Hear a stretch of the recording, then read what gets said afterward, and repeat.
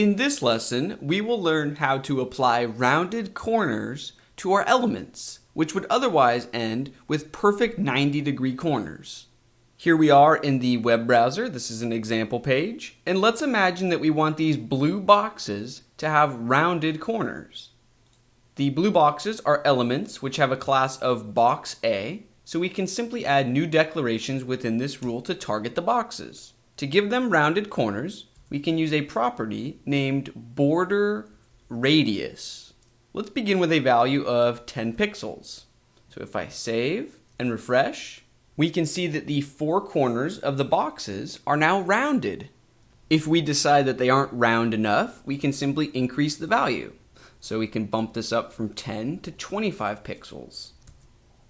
Now we do not have to have perfectly uniform curves for all four corners. So currently we are providing a single value for the border radius property, but if we provide two values, 10 pixels space 25 pixels, the web browser will use the first value of 10 for the top left and bottom right corners, and it will use the second value of 25 pixels for the top right and bottom left corners. We can take things a step further and really have fine-grained control by providing four values. So let's imagine we wanted the top two corners to use 10 pixels, and we wanted the bottom two corners to use 25 pixels. So this works in a clockwise fashion. This is the top left value, this is the top right value, bottom right, and bottom left. So if we save and refresh, we can see that the top two corners are using a 10 pixel radius, and the bottom two corners are using a 25 pixel radius. Next, I want to talk about the exact shape of our rounded corners. So for simplicity, let's set this back to simply 10 pixels around all four corners. Now, until now, we've seen circular rounding, but we can also create elliptical rounding. So if we say 10 pixels / 25 pixels, we can see a different shape. So let's dissect how this new code with a / works. The first value is the horizontal radius, and the second value is the vertical radius for our rounding. So we can create unique shapes. Let's imagine that we increase the horizontal to 40 and reduce the vertical to 15. We can see that our rounded corner now uses 40 pixels horizontally to complete the curve, and only 15 pixels vertically to complete the curve. So that is an example of elliptical rounding. I, however, prefer circular rounding, so I will change this to simply 10 pixels. Now, speaking of the phrase circular, if I scroll down a bit, we can see a square box with a gray background that reads, "I wish I was a circle." So let's try an experiment. This box has a class of box B assigned to it, and in our style sheet we can see a rule here that corresponds with that element. For our experiment, let's see if we can use our border radius property to turn this square into a circle. So in our style sheet we can see that this box B element is receiving a width of 200 pixels and a height of 200 pixels. And if we want it to be a circle, that means the rounded corners should take up half of the available width and height. Half of 200 pixels is obviously 100 pixels.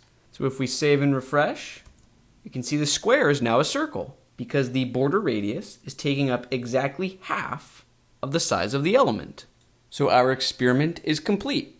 If we scroll down a bit, we find an additional experiment. So here is a dark gray box, and it reads, "I wish I was an oval." That element has a class of box C. Here is the corresponding rule. So let's see if we can use the border radius property to turn this rectangle into an oval.